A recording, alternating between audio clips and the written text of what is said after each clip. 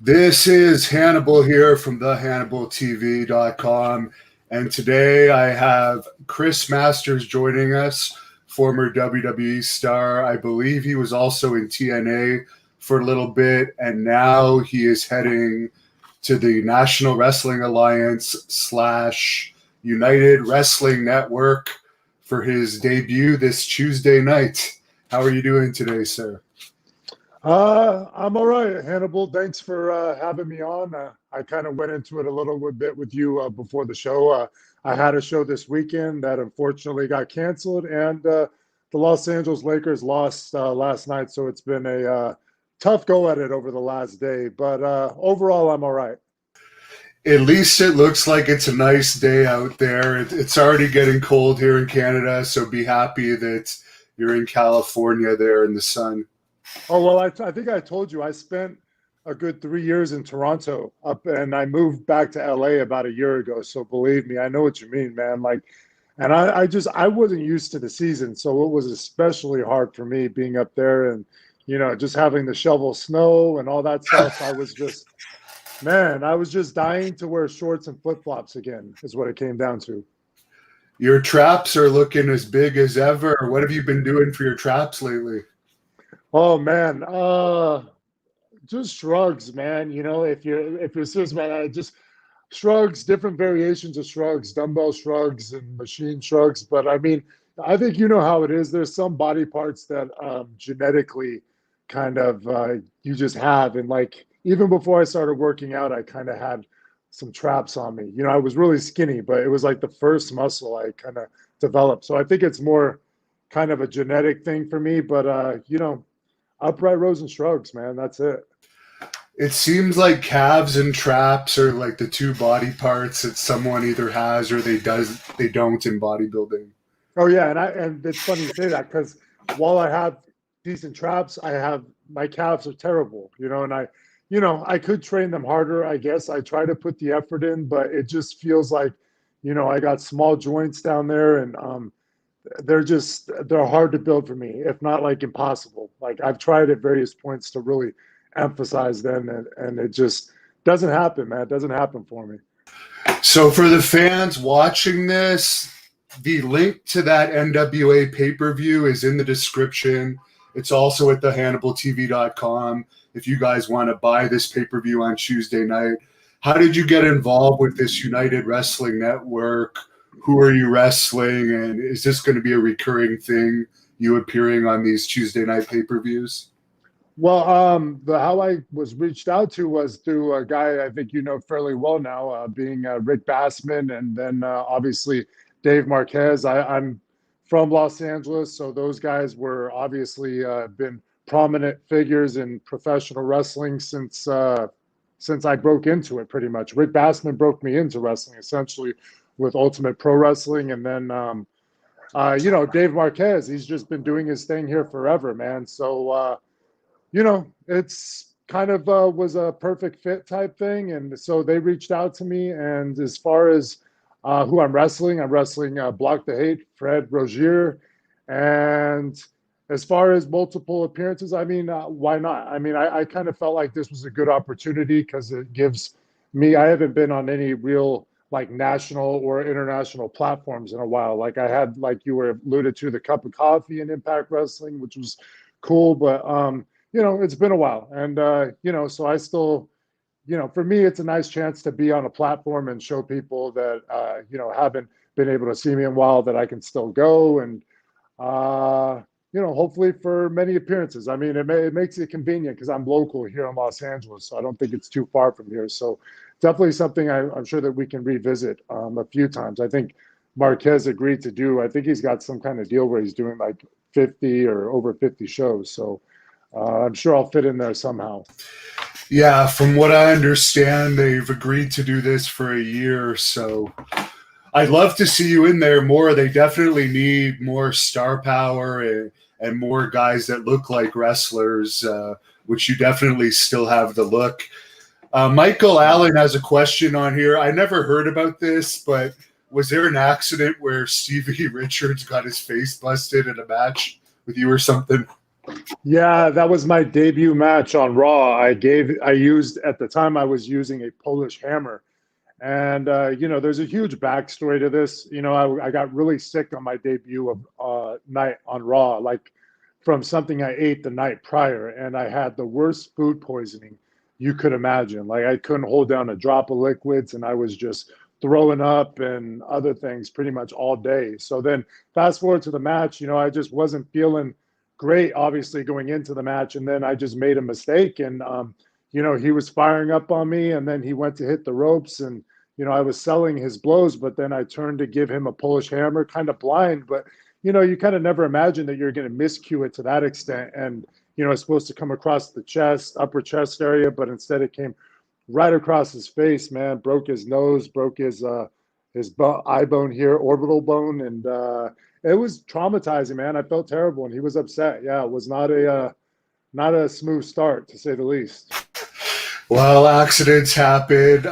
Wrestling with Wrestling wants to know the story about you saving your mother from a home intruder.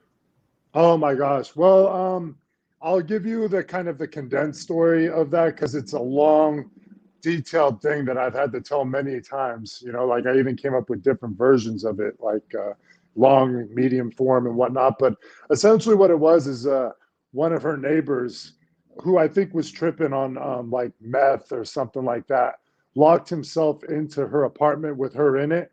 And then, he was just tripping. So, and he started like barricading the door. And I had gotten word that something was going on over there. And my mom didn't pick up the phone. So I got there and I realized I was locked out. And I heard him through the door and he was just talking madness. He wasn't making any sense. So, I got worried, but I kind of figured I might not be able to get in the house. Like I thought about kicking the door open, but I was looking at the situation, and I know a lot of people are thinking, "Oh, you're a big pro wrestler," but I just didn't think I was going to be able to get the door down. It's a really strong door, and not to mention it was barricaded, which I don't even think I knew. But eventually, fast forward, the police got there, and he was not opening the door for them. And then an officer started trying to kick the door down, like I had mentioned, and he had big boots on and everything, and he couldn't get the door down. So then they got the battering ram, couple strikes with the battering ram, and they finally get it open. And then we realize it was barricaded, right? Because they broke on the hinges. But now what happens is he starts a fire in there, and the fire starts catching real quick, and smoke comes burrowing out the door. So all the officers start backing up because they can't proceed. It's just it's too much.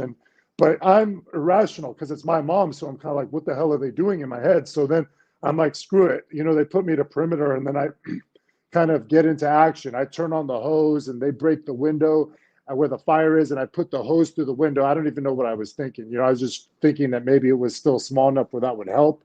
And then I come around to the other side, and I remembered she's in her bedroom, which is right next to the front door where the smoke was coming out. And so what I did is I told them she was in that room. She's in that room. But the only problem is there was a big tree blocking her windows. So basically, the way they tell the story is, or at least they did, was that I uprooted the tree. But in reality, what I did is I kind of like waist locked the tree and like tackled it down to the ground, which cleared the windows.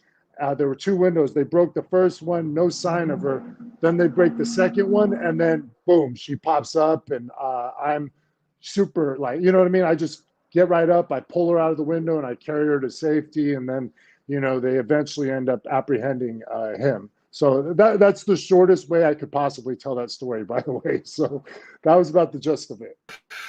Wow, that's a crazy story. I'm glad it turned out all right. Yeah. You mentioned you trained at UPW with Rick Bassman. A lot of famous wrestlers came from there. It was a development territory at one point in time. Who were some of the guys you were training with during your time there? Well, so when I first started with UPW, I was 16 years old. And I actually started right at probably the same day, coincidentally, as John Cena. And so I started my training there. I probably trained for a good 2, maybe 3, at the most 4 months.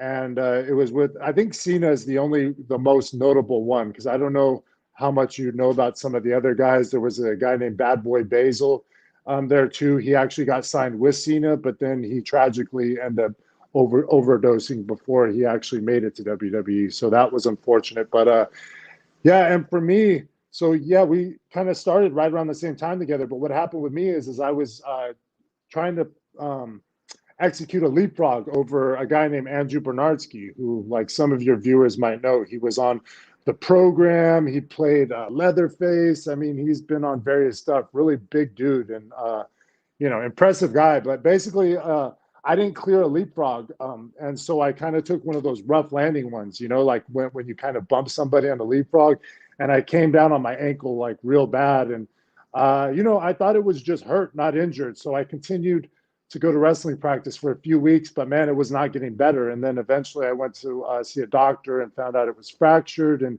had to have surgery, had to have it scoped. And then I just kind of realized that, after seeing guys like Basil and Cena, I realized, okay, I could train at 16, but like I'm way too young. I got a lot more work to do on myself and maturing to do. So, and I saw also the way they looked, and like I was starting to, build myself up, but I'd only been working out for like a year or two. So I kind of just, after I got hurt, I just decided, okay, I'm going to put that aside for a year, maybe 2 years, and I'm going to focus on like getting in the best shape possible and taking bodybuilding on as a hobby.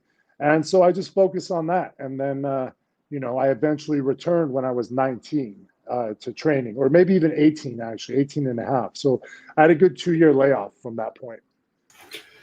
Eric Tupelo tips you $4.99 and says, what do you do now differently than in years past to prevent sports injuries?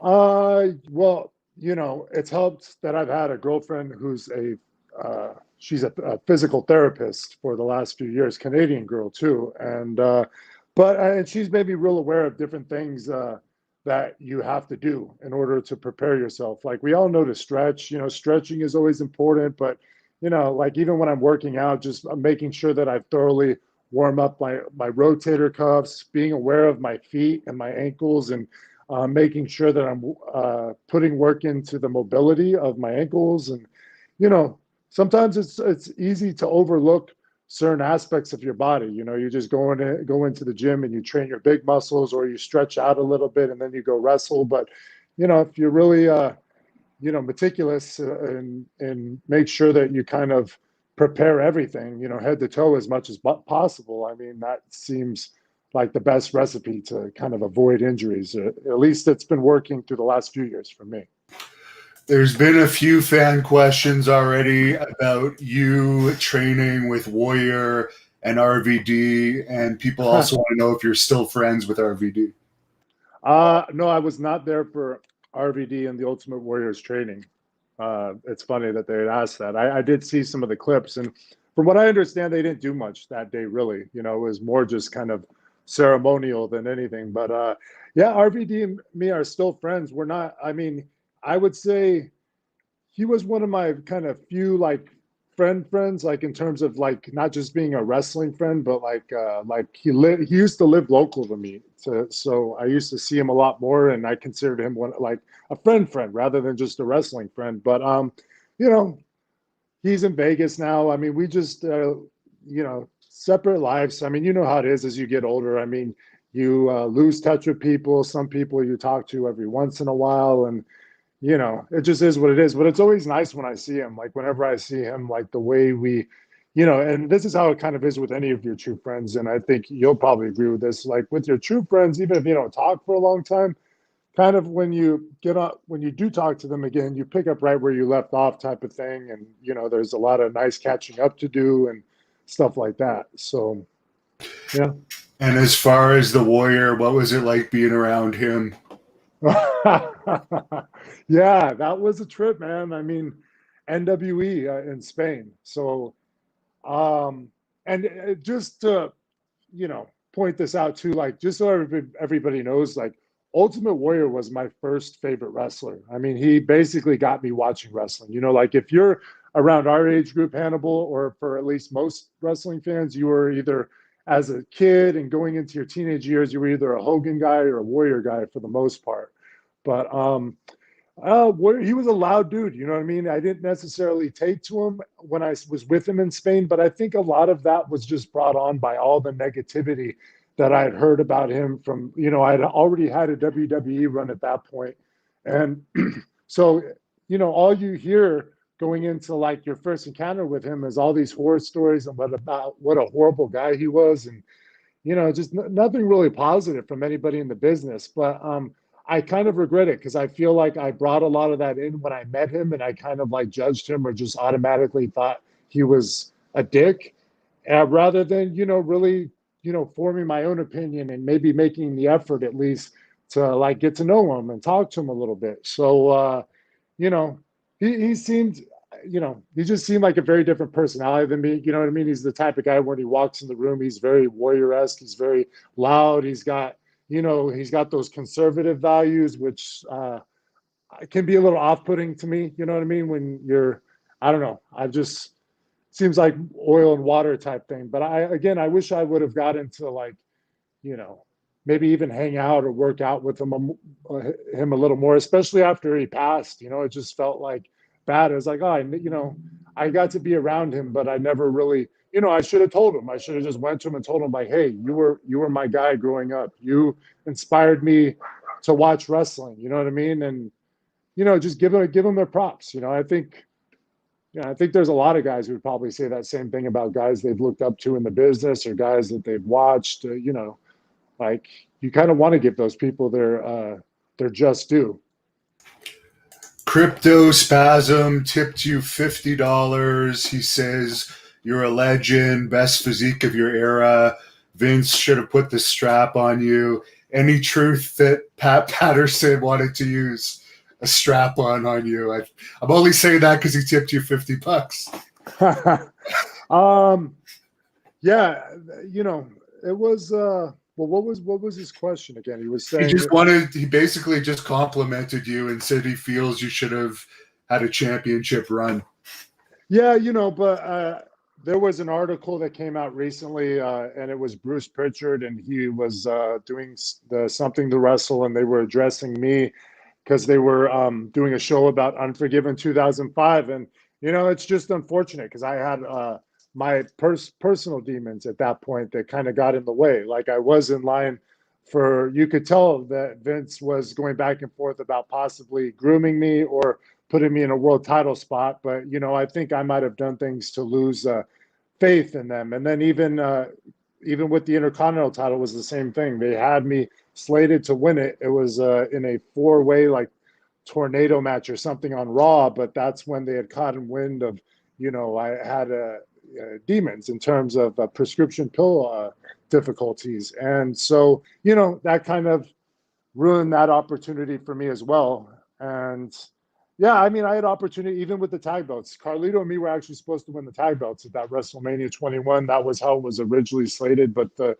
decision was switched just the day before, which is why, in wrestling, as again, you probably know, you learn in wrestling to not count on anything you hear or what's said until it actually happens. So that's kind of one big lesson from pro wrestling that you'll learn time and time again.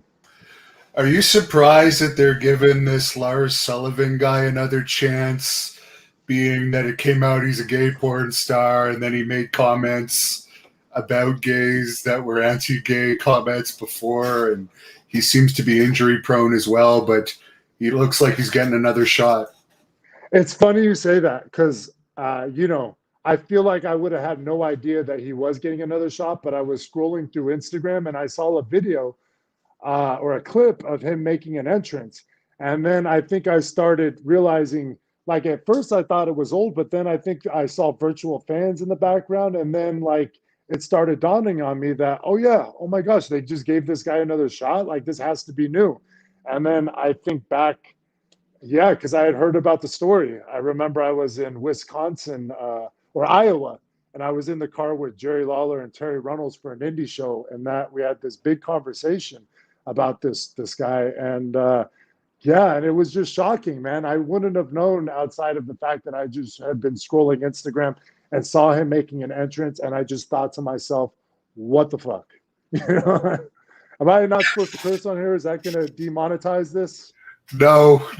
Okay. I just don't know if anyone's going to be able to take him seriously again, but I whatever. uh, I don't know either, man. That's a good question. It really is. Like I would have thought that no, he wouldn't have got another shot because that's some pretty damning stuff. It's not a good look, and think about it, man. If any kids Google this guy, I mean, what's going to come up, So but I don't, it's great he's getting another opportunity, but it's just, yeah, it's perplexing. Now, I understand that at one point, Bob Holly, who's had heat with a lot of people, including Rene Dupree, that we've talked with, I guess there was some incident with you and him, and he actually tried to get a match changed so he could Yeah. wrestle you and potentially rough you up in the ring. Could you tell us about that? Yeah. So before I ever actually, like, I was signed with WWE, but I was in OVW. And when the TV tapings were close to Louisville, they would have us drive out to them. So, and Bob was already aware of me. He met me because he came down to OVW, and he was there for another classic mess up on my part where I didn't show up for a TV taping. And this was my first week in OVW, mind you. I went straight from the airport to the arena. I started going to practice pretty much from the day I got there. But, I was very green. I didn't know anything. And I looked at the TV sheet and I didn't see my name on there. So I just kind of figured, oh, maybe I'm not needed and I'll take this opportunity to pick up some stuff I need for the house, do some shopping and get settled in. But, obviously I got a huge promo cut on me by Danny Davis and Jim Cornette, a guy fairly well. And, and Bob Holly was there for that. So he didn't have a good taste in his mouth about me. It was just a bad move, but, I learned my lesson from it. But you fast forward to we were at a TV taping, visiting, all of us and getting in the ring before the show, yada, yada, yada. And like I'm sure everybody else does that, shaking hands is a big thing in wrestling. It's a sign of respect, especially when you're a green guy and you're coming into the locker room and you got guys who've been there as long as Bob and JBL and all the veterans that were there in the time. I mean, like, let's face it. I mean, I grew up watching a lot of these guys. So the funny thing is I was more intimidated than anything else. I mean, I was only 20 years old at the time, and I'm thrust into, not guys that are from my class, but this is still all the guys, again, I grew up with. And Bob essentially just got mad because I walked into the locker room and he was having a conversation with three other guys. And, I didn't shake his hand when I saw him that day, because I saw him or I barely did see him, but he was like crowded with three other guys and I didn't want to interrupt. So I just kind of went to my bag and, Bob really took that as a sign of disrespect. Like I was like shunning him, or I purposely didn't go to greet him, and he was upset. And in his mind too, it's like, oh, this is that same punk kid that didn't show up for the OVW TV taping. Now he's disrespecting me, and who does he, and a lot of guys were just kind of like, they couldn't understand, like at 20 years old for the size I had and everything, there was a lot of, it got me a lot of heat just coming in, you know what I mean? Because, I think a lot of people knew I was going to get a push and all that stuff. So, I was kind of a heat magnet in terms of just that. And then some of my actions brought it on, learning the business, learning the etiquette of the business was still something I was learning in Louisville, which was a great place for that. You know what I mean? It was like, going into a different generation of wrestling with, Rip Rogers and Jim Cornette and those guys. I mean, they still find you if you were a baby face and a heel went out to eat outside of training and stuff, you would get fined if you got caught. So, I mean, they still, respected kind of protecting the business. And yeah, but Bob was mad and he was supposed to wrestle Carlito that night. And yeah, he went out of his way to try to change the match so he could rough me up. And, but they didn't switch it. So I could have taken it though, honestly, like, I don't mind physicality. I mean, I would have been intimidated because of how young I was to the business. And again, like even with Bob Holly, I probably was watching him since I was like 10 years old. So, I mean, the last thing I was trying to do was disrespect anybody, really. Lori tips you $5, and I already know the answer to this one, but was there any heat between you and Carlito at the time of your split as a tag team? I'm pretty sure you guys are close friends.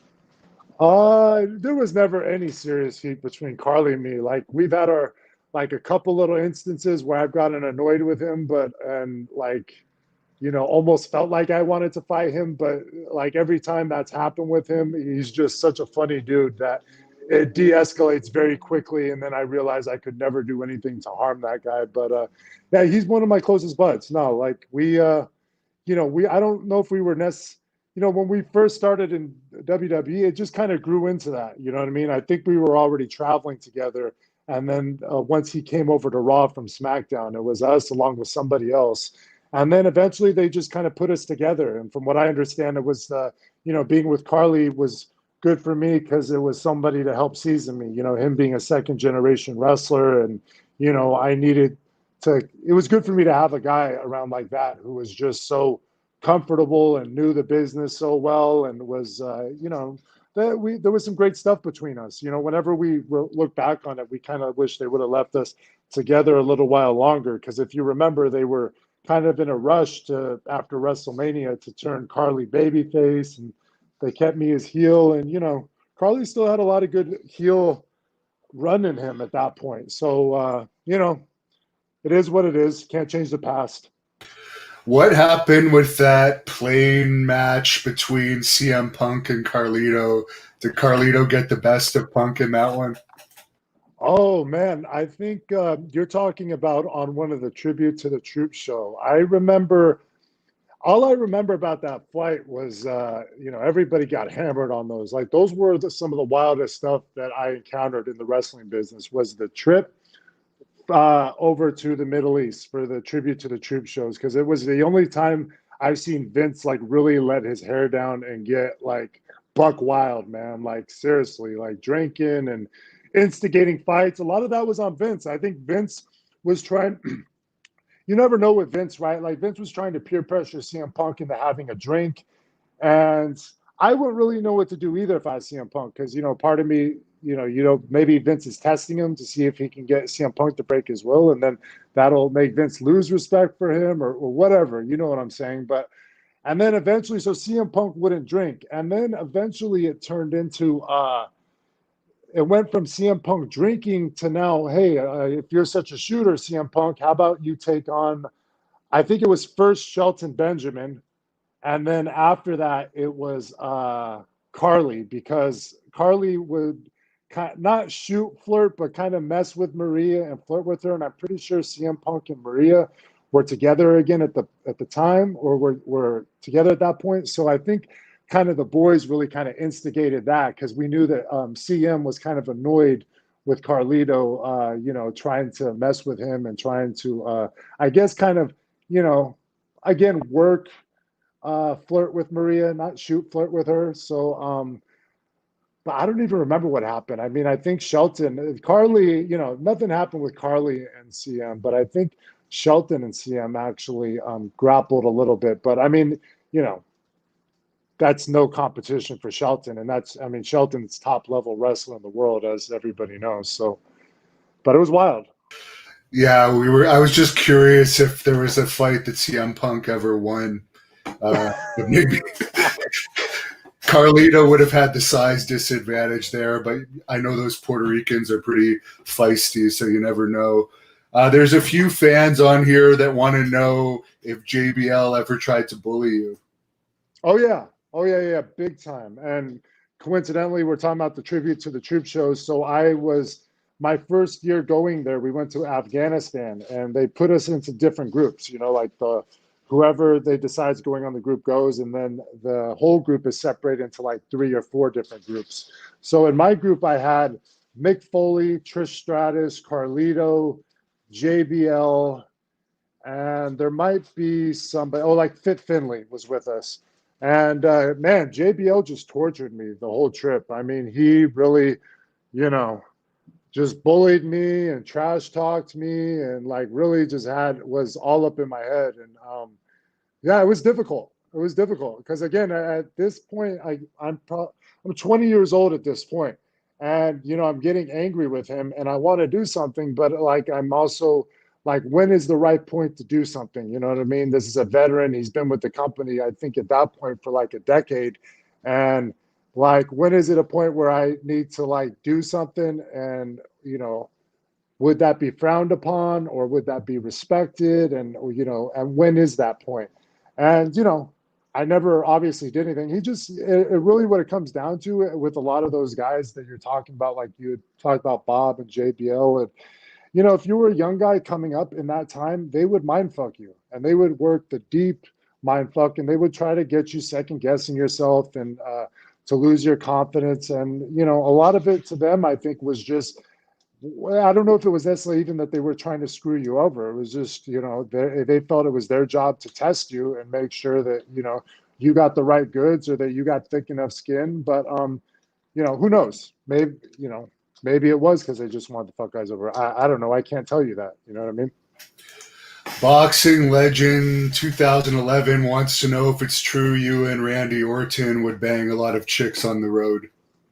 I wouldn't say that, man. Like Randy, the whole time I was with him, he was married to Samantha, and like you know, he's actually one of those guys where he wasn't, you know, he wasn't out slutting himself around as much as you'd think or anything like that. Like when I've seen him, and he's in a relationship, and you know, granted, you know, we have had our fun nights and stuff when we traveled, but.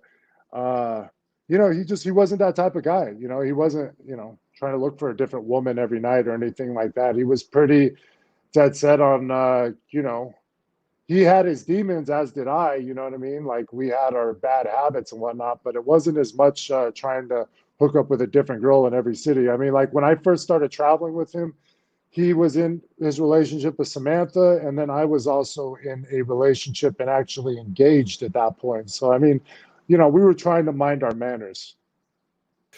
And as far as John Cena, did he kind of watch your back being a Rick Bassman guy, or was there any competition between you two once you made it up to the main roster? No, he did not watch out for. We just never like really clicked for whatever reason. It was always odd. I don't know if it's you know him being like me being a West Coast guy and him being a kind of a Northeast type dude. I don't know. It just he didn't really look out for me. I don't think he was ever particularly fond of me. I don't know if he questioned my work ethic or what it was, or you know if there was some kind of issue. But we just kind of never got along. Like when I worked with him in WWE in my first run, it was very difficult for me to work with him and it's hard to say that because he's like the top guy, especially at that point. But like when I would work with him, he had such little faith in me that he would want to call my offense for me. So I'd be getting heat on him and he would tell me what the next strike is. And like to me, man, like I had just come off working with Shawn Michaels and he had no issues with how it was working. So I couldn't understand like and our matches turned out well. And Shawn even stuck up for me a few times because John Cena would try to you know, bury me. And Shawn would be like, well, I had no problems working with him, which felt real good for me because, you know, when I worked with Cena, it just, you know, there was always some kind of issue. And as you know, Hannibal, I mean, it'd be difficult for you to work as a heel and have somebody calling your offense to you. Like as a heel, you need to have it's the babyface's job just to react to what you do and sell. You know, it's not his job to call your offense because what's going to happen there is I might be committing to do something and you're throwing me off my rhythm type thing. So, you know, yeah, we just, you know, never that close really. That's it. Beater Carr tipped you $5, and he's wondering your honest opinion of Triple H and the McMahons. Uh, they're different, man. You know, like, I don't know, like they're, you know, with Vince, you can just tell that, you know, you know, very what's the right word for it? You know, like you know, him and like Donald Trump remind me of each other. You know, these are guys who like you know, they're all about power.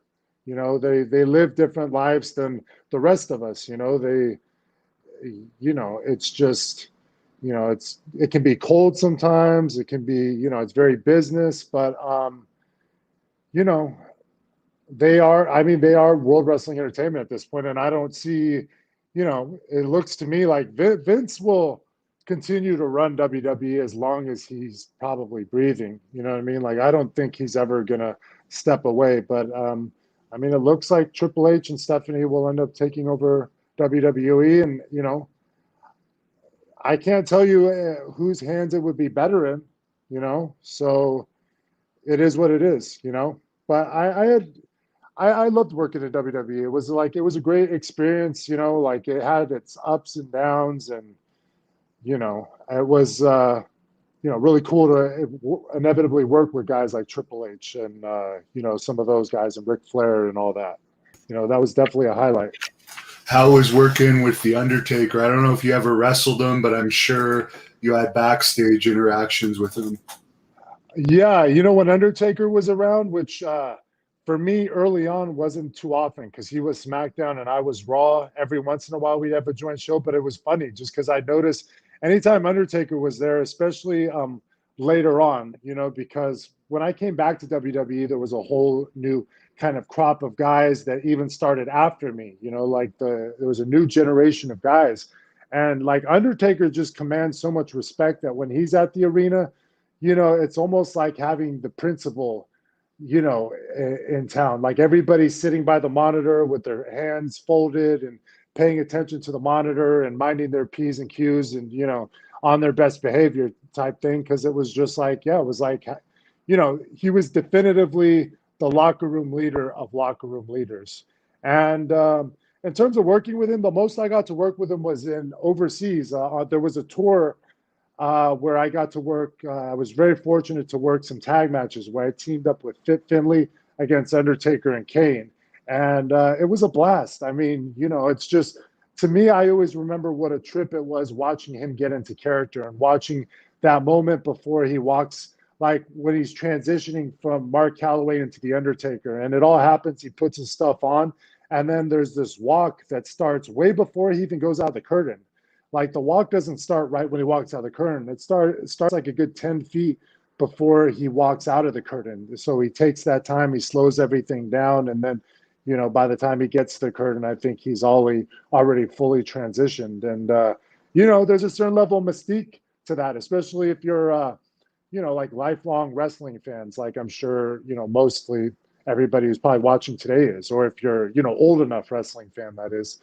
So very cool, man. Very fun experience. And I mean, those guys are just the easiest to work, you know, because, you know, when you're working guys like Shawn Michaels and The Undertaker, it's like you already kind of know everything they do just from all the times you've watched them, you know, and you're just kind of having fun, kind of being there for the ride for a lot of the stuff you've watched, you know, like Undertaker grabbing you and, you know, chugging you into the corner and that type of stuff. But yeah, that's it. Just a couple more tip questions here. You already kind of answered this. Was Shawn Michaels good to you or a jerk? It sounds like he was pretty good to you. Yeah, well, you know, Shawn Michaels to me seems like he was two different people. You know what I mean? Like that Shawn Michaels that I grew up like idolizing and stuff. I mean, you hear the horror stories and it just sounds like, wow, you know what I mean? Like this guy was very difficult. And, you know, who knows what my relationship would have been with him in that point. But when he came back, you know, he was just, to me, and I didn't know him personally before, although I wish I would have kind of asked around the hunter and stuff, but he just seemed like a completely different guy, you know, just in every aspect, you know, and he was, I kind of established with him right from the get-go, like I kind of told you I wish I would done with Warrior in terms of getting me to watch wrestling. I told Shawn right from the get-go, like, hey man, I grew up like idolizing you. You were it for me. You were the guy, and I just wanted to get that out there so he knew that you know, where I was coming from with working with him and how it was like a dream come true. It was like getting, you know, if you were, you know, just your all-time hero, getting to work with them in the ring. I mean, you can imagine that's a really cool thing. And, you know, I just knew I just didn't want to do anything to mess up that experience. And it ended up turning out okay. And yeah, Shawn was good to me. Like, and I'm very happy about that experience because that would have been obviously very disappointing to have somebody you thought so highly of, you know, and they're not cool to you. And Crypto Spasm tips you $10, and he wants to know if John Cena is as strong as the Big Show and other wrestlers say. Well, yeah, that's one thing is legit about Cena. Like Cena is a mutant. Like he's one of those guys, man. Like even if you look at him, like on TV, you know, I don't know if TV does him justice, but like when you're in person with him, he's got these wrists and these joints that are huge. Like this guy's just built differently. And then like in terms of his lifting, man, I mean, he's no joke. I mean, I'm sure you guys have seen some of the clips on Instagram and stuff. Like he's not. It's not a work with Cena. I mean, this guy legit does work hard. He's legit strong, and I mean, you have to be strong. Like when I see him lift up Big Show for the FU, like that's incredible. Even if Big Show's getting light for him, because I would imagine that I'm like, man, if I even with Big Show getting light for me, for him to be perched up on my shoulders and me have to turn him, I mean, that's an incredible feat right there. Like that can't be. Discounted by any means. So like, yeah, Cena is legit, like legit, 100% legit in terms of that. Another fan here tipped you $5. Says, "What was Thanks. your favorite TNA match?" Man, that's tough. I don't know, man. Like there wasn't that many great ones to speak of, really, like because the run wasn't that long. And most of the time, I mean, I was kind of, I was Eli Drake's dude. So I was out there cheerleading for him for the most part. So I think some of the most fun was actually some of those. The most fun I think I had was this skit we did. It wasn't a match, but it was a thing where we were building to the pay-per-view, I think. And again, your best friend, Hannibal, Jim Cornette, had suggested that I break a board over John Morrison's head. And this was a stiff board, man. And I was a little nervous. John's a good buddy of mine. And I was a little worried about, breaking that on his head and making sure that it had enough give because it would really have messed him up legit. But the whole idea was for me to break the board over his head, and me and Eli just beat the crap out of him and go off air with that. And that was leading into one of the pay-per-views. And I don't know, I just remember that whole day and that specific segment being a lot of fun because the board broke perfectly on John's head, and it was amazing. I mean, it was funny that I questioned. I questioned the whole thing, and then when executed, it broke. There was, like wood broke everywhere, and it was just a really violent and fulfilling way to close the show. And last question here, another tip for you from Eric. What's Thanks. next after wrestling career-wise? I don't think your career's over. You're wrestling Tuesday nights on the NWA pay-per-view. You guys can order it. The link's in the description or at thehannibaltv.com, but I'll let you answer the question. Good question. Yeah, I'm gonna wrestle as long as I can. I mean, I love it. I still love doing it. I still love traveling, and it's been unfortunate with the pandemic. There just hasn't been much wrestling this year. But of course, we got next week, United Wrestling Network. So, but in terms of me, I mean, I've just been trying to work on myself. See, I broke into wrestling again so young that I started working a job, I started working out, so I never even finished high school. So I mean, I'm working on my GED right now, just to get my education. Might as well. It's never too late, for anybody else who hasn't done it. Let me maybe motivate you, and I'm enjoying it too, by the way. And I'm just kind of looking. I do a Lakers Nation podcast for the LA Lakers, and Lakers Nation is a huge platform for the Los Angeles Lakers team. So for me, I'm just kind of looking at maybe if I can do something kind of almost in your world here in broadcasting, podcasting, whether it be sports, politics, anything like that. I love all these different forms of content we have nowadays. Like I've told you before, I love your network. I've been listening and watching your stuff for a while. I love what you do. You did kind of like some of the stuff you've done with Bruiser Brody has been amazing. Great content. I love like Howard Stern, stuff like that. There's so much good stuff nowadays. So I'm kind of looking at something like that. And, I did move back to Los Angeles. So, if Hollywood ever opens back up, I'd love to go on auditions for, commercial work, stunt work, whatever, anything, I'm open to anything like that. So, just trying to see what else is out there for me, because I am 37 now and, wrestling is here, but I don't know how much longer I have doing it. I got to start being realistic and seeing if there's other ways that I can make a living for myself. So In addition to at least. Where can people follow you on social media if they want to look you up and subscribe to your podcast and stuff? On Twitter, I'm at Chris Adonis. Don't ask. I've kept that from Impact Wrestling because they verified me. So maybe it's time to change it if I can. And then on Instagram, it's Chris Masters 310. And then again, I do the post game show for Lakers Nation Official. So if you want to check that out, if you're a basketball person, I know there's a little crossover between basketball and wrestling, maybe. Oh, definitely. And to close this off, is there anything you want to say about this United Wrestling Network pay-per-view Tuesday night? I think it's only $7.99. People want to buy it. I have the link right in the description. Yeah, I mean, United Wrestling Network, I think it's hey, it's just awesome to have as much, variety in terms of wrestling, especially with what's happened this year. Like there is no wrestling outside of the big companies. So it's nice that Dave Marquez has been able to do this, give the wrestling fans something else to watch during the week that's maybe an alternative. And in terms of myself and Fred Rozier, I mean, what I think that's going to be a good contest. You got two guys we got chips on our shoulders, and we both have something to prove. We want to go out there and show that we're still viable and should be, prominent in the wrestling scene. And so I would expect a good night of wrestling, action packed, and hopefully everybody can check it out.